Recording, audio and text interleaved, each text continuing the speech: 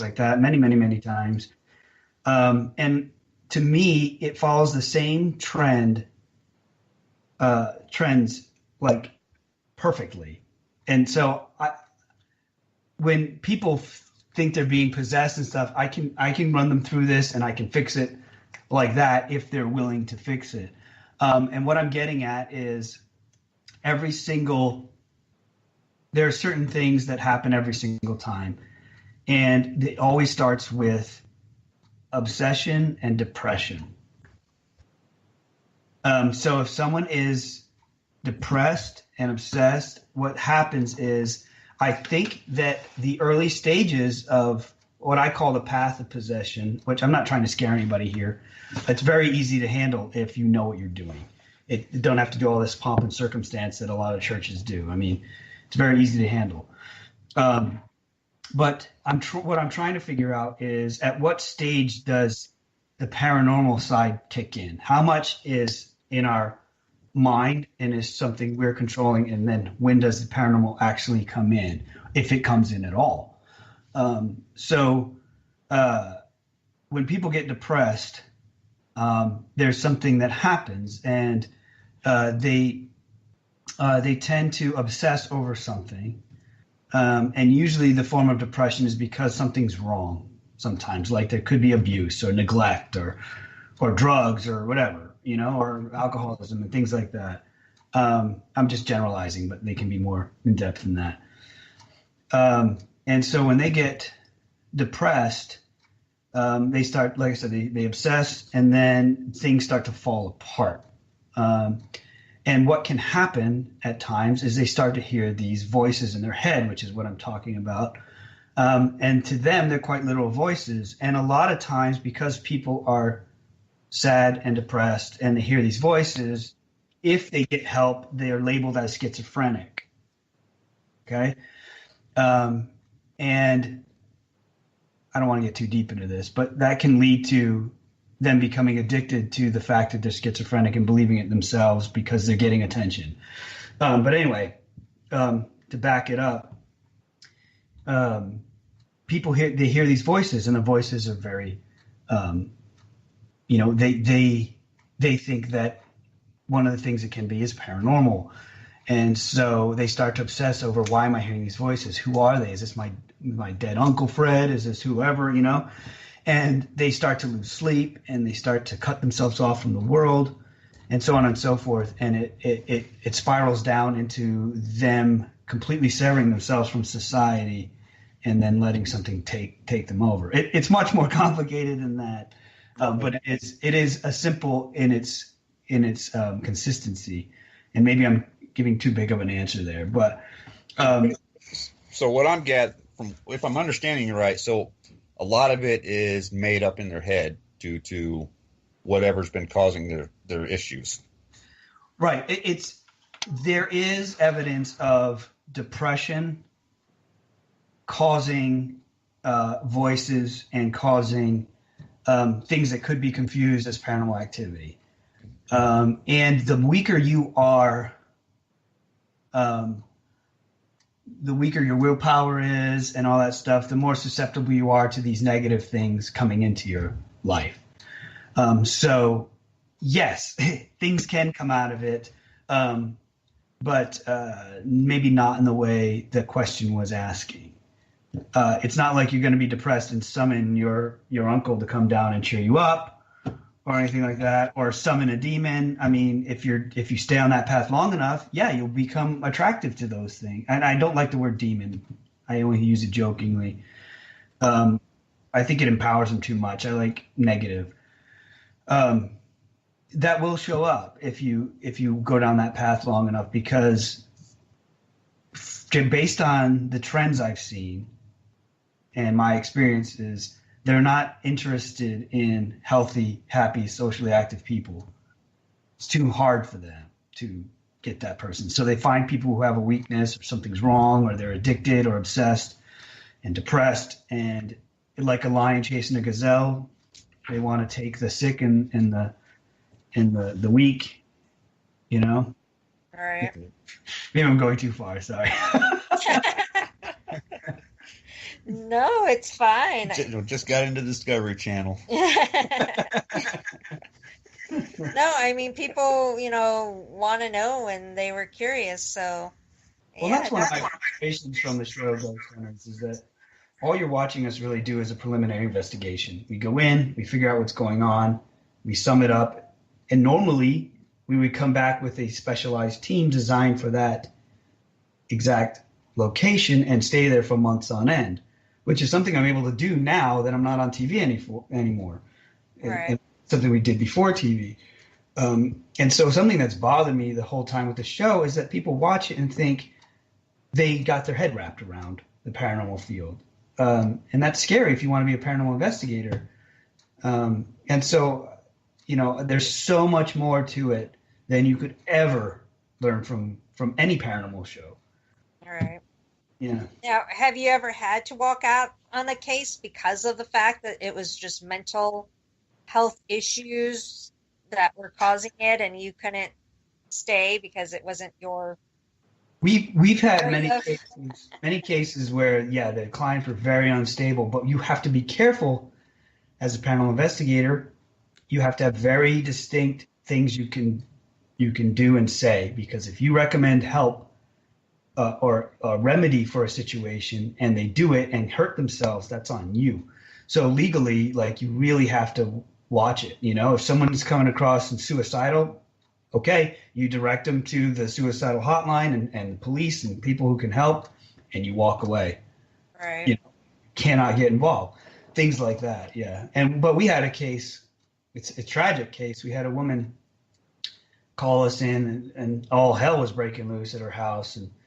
And she's talking to us about how her husband got attacked as he was walking to the kitchen and stuff. And we finally got the husband there. He was kind of distant the whole time. He didn't buy it all.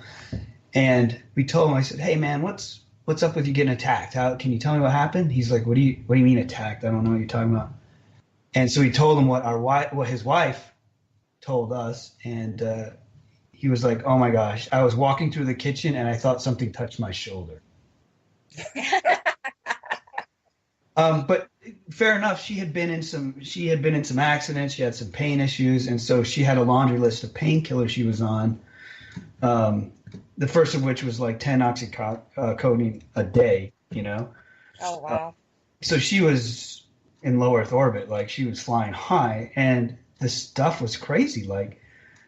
She would just say the craziest things and snap and all that stuff. And we found actually loaded guns in her house. We had to have those removed.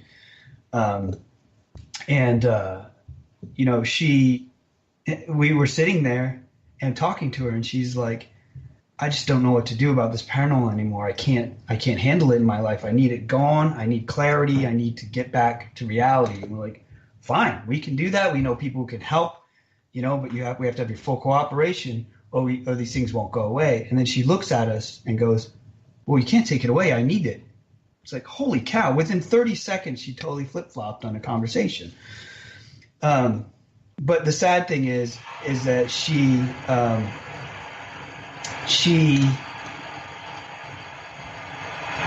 few months later, when we finally just said we can't help this lady anymore, she invited what was left of her family over for a cookout and then blew off her head in front of them. Oh. Yeah. So that's the stuff you don't see. You know what I mean? It's like you're entering strangers' homes. You got to be careful. Right. Yeah, that is something that we really have to be aware of. Well, I know we only got about 5 minutes left, Grant, and I want you to be able to tell everyone all the events you got coming up and where they can find that information on and everything. Okay. Yeah. So there is a lot going on this year and a lot that just got announced. The best place to see me specifically is on my Facebook page. I've got the little blue check mark, so you know it's me. And you can go there, and there's an event tab or whatever, and you can see everything I'm doing there. You can go. I go to centerstageevents.com, and they have a lot of good events that are more than just me, and strange-escapes.com. I've got an event coming up that I'm super excited about that we talked about earlier the in February at the USS North Carolina battleship. Like I said, very small crowd. We have full access to the ship. It's going to be fantastic. In March, I'm doing a fundraising event for my favorite charity, the Lost Limbs Foundation. Mike Couch, if anybody has ever met them, they're the nicest people on the planet.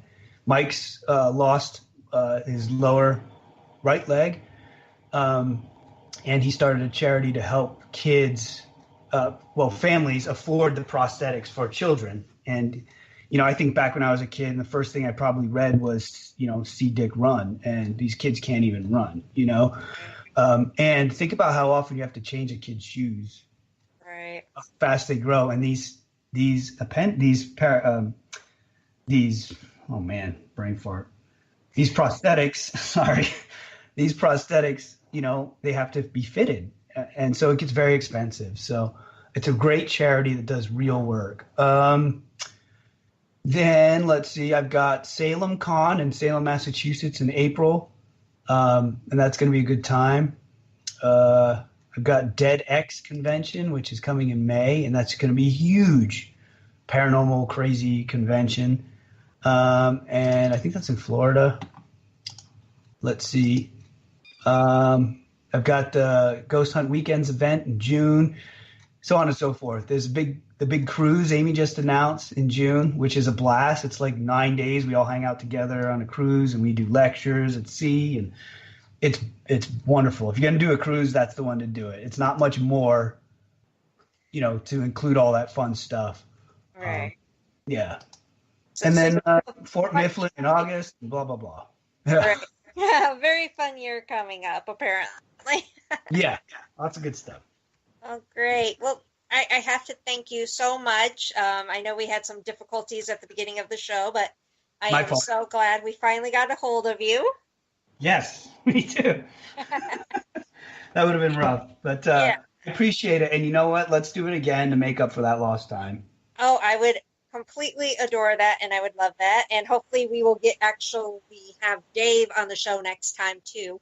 That would be great. Yeah, so you can actually talk to Dave. And but we need to also get you out here to Arizona, so we'll work on that, too. We'll try to come up with some type of event out here in Tucson. There you go. Yeah, and just contact Lindsay, and we'll go from there. Yeah, definitely. Well, thank you so much, Grant. We really appreciate your time. We know that you're busy. No, likewise. I appreciate you spending the time and having me on. I really appreciate it. Thank you so much. You have a wonderful night. You too. Take care. All right. Thank you. Bye. Bye. Well, everyone, that was Grant Wilson. That was so exciting for me. Yay. We are so sorry about the technical difficulties at the beginning of the show. I don't even know if I have Dave on speakerphone anymore. He decided not to talk because he could barely hear. Oh, Dave is there. Woohoo, Dave.